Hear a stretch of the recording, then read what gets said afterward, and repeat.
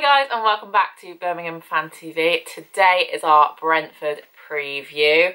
James was our main guy for the Stoke game the other day. I unfortunately am not able to go to Brentford again tomorrow because work and I'm not allowed to have it off. So James is our main man again for Brentford, but I thought I'd get in today with the preview. Yeah, while you're here, why not? We'll throw you in. Exactly. I was actually going to kind of have a brief overview of the last three games. I thought, and I think that our season has been epitomised by the last three games.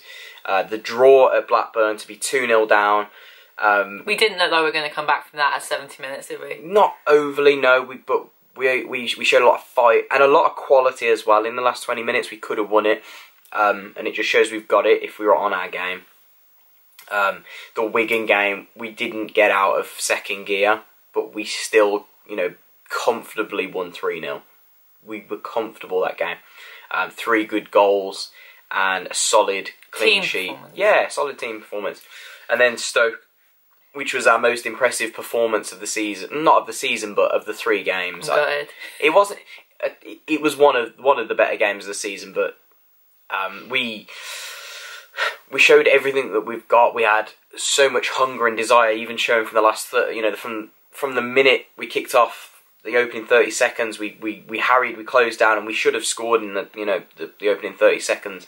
And from there, we were the better team. Yes, Stoke had their chances, and I think Lee Camp deserves more credit than he's getting for the last 2 clean sheets because he's made a couple of really good saves, especially against Stoke.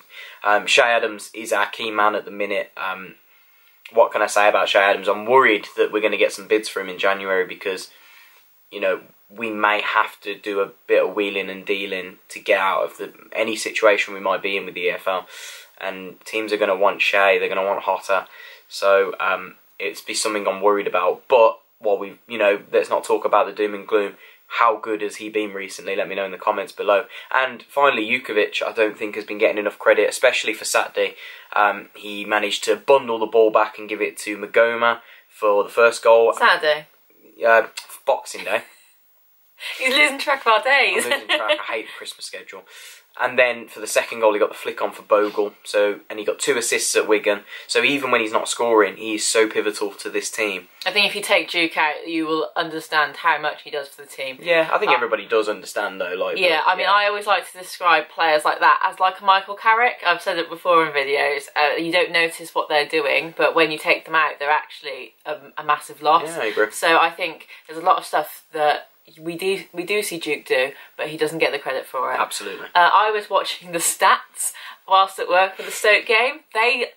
This is how pivotal stats are. They're not always what you think they are. Stoke had, I think, when I looked, it was 29% possession to Blues and 71 for Stoke. Yeah.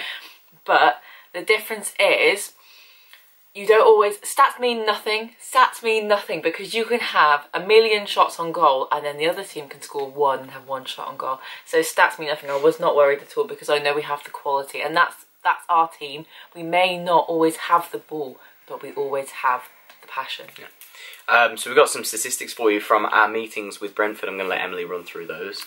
Okay, so in all competitions against Brentford, we have won 22 games. We have drawn 7 and lost 12. So it's put us in quite good stead. Yeah, I mean, Brentford weren't always the team they have been in past seasons, and obviously we've had the upper hand. But if you look at our previous records against Brentford in the last 3 home games, it's not been too good. No, we have lost twice and only won once. It was 2-0 to them last season, 3-1 to them the season before, and then we won 2-1 in 2016. Yeah. So it's been a little while since we've beaten Brentford at home, but I think Brentford, I personally think since Dean Smith has left, Brentford have sort of taken a downward spiral. It shows how important he was as a manager for them and how good he was as a manager for them. Yeah, he's a good manager. And I think if it's any time, it will be now for us to come and beat them. Yeah, I understand why Brentford did what they did with the recruitment system. They appointed someone as manager from within the club because that's the philosophy they have. But it just hasn't quite worked out yet. I'm not saying it won't work out for Brentford, but Dean Smith is a good manager, and he did so well at Brentford, taking over from Warburton. And I think he's very underrated to the Brentford fans. I think. No, I think Brentford knew. Well, I think they thought when he went that their manager would do just as well, because I think they believe it's their players, but actually I think it was a mix of their managers and their players. I mean, look at us, the players that we have now, a lot of them we had last season, and we had a different manager last season. We had 17 points by Boxing Day this time last season, and we had 37 this time. Yeah, agreed. So looking at Brentford as a team, they're currently sitting 18th place, so a massive drop from where they are usually. They're usually sort of riding in the top 10 somewhere around that place. So 18th is a big shot for them.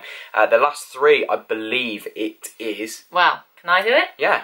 Okay, so in Brentford's last 3 games on Boxing Day, they were away to Bristol City and they drew 1-1. Previously, they were at home to Bolton and won 1-0. And then they were away to Hull and they lost 2-0. Yeah.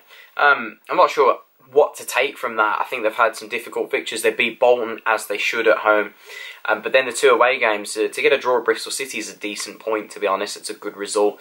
And Hull are a good team. I think they're a very underrated team in this league. They're improving, aren't they? Yeah, they've got a lot of ability, especially in the wide position. So 2-0 isn't the worst of results would they have expected to win. They're probably not in their current circumstances. So 1 win, 1 draw, 1 defeat. It's that sort of, we see that all the time. Teams coming to St Andrews. Looking at Brentford's team though, they're lining up in a slightly different 3-4-3 system at the minute, or 5-2-3, depending on how you look at it. So looking at the lineup from their last game against Bristol City away, they lined up in a 3-4-3.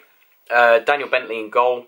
So back 3 of Janvier, I'm sorry if I've mispronounced that, Konsa and Barbet as their back 3. Midfield 4 of Odebejo on the left, Dalsgaard on the right, so probably looking at more of a 5 at the back, because I know that those are wing backs / full backs. So that's a very flexible system depending on if they're attacking or defending. The 2 centre midfielders were Romain Sawyers and Makojo. I can't say that name either. I'm sorry if I've mispronounced that. So it's more of their, their hard-working midfielders instead of like the McEachrons and that in the midfield. So obviously I expect them to line up in a similar sort of system. And then a forward 3 of Ben Rama, Malpay and Ollie Watkins on the left. So they have a lot of ability in that team. And it's a team that it worries anyone, depending on, it doesn't matter what position they are in the league or how well they're doing. They have the ability to turn it round. They have the ability to change games. And on the bench, they've got players like Rico Henry, Sergi Canos, McEachran, Alan Judge.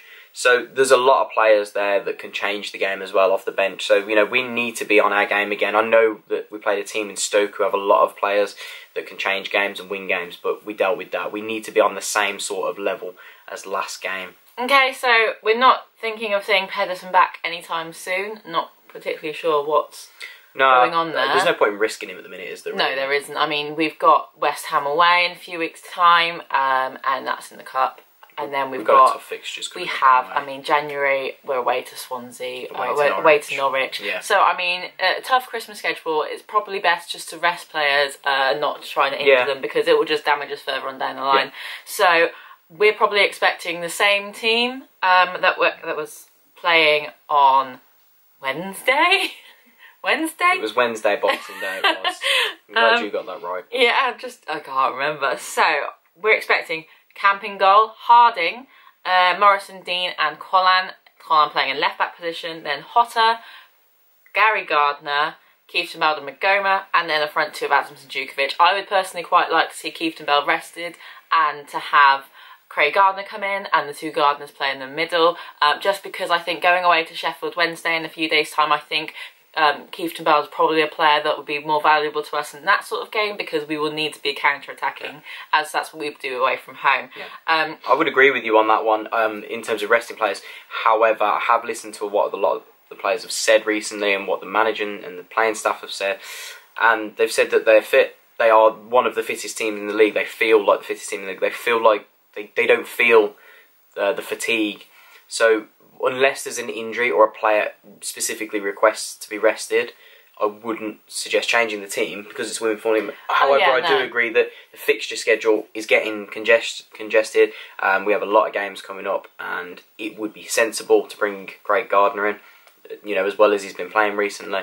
I would like to see Bogle come on. I'd like to see Bogle come on around the 60th minute, just because I'm actually going to miss it again, but I would love to see Bogle score more. At the start of the season, the first few games, he was brilliant. He just didn't have that final edge. And I think after a while, he's definitely sort of got more ambition and to prove himself after that goal. At the weekend, I was going to say, on Wednesday. I think he's definitely got that sort of cutting edge back. So, score predictions for this one, guys. I know it's been a slightly longer video, but I didn't do a review, so I wanted to give you a slightly more extended Brentford preview. And I've put a lot of thought into it again. I said that Magoma was going to score on Boxing Day, and what do you know?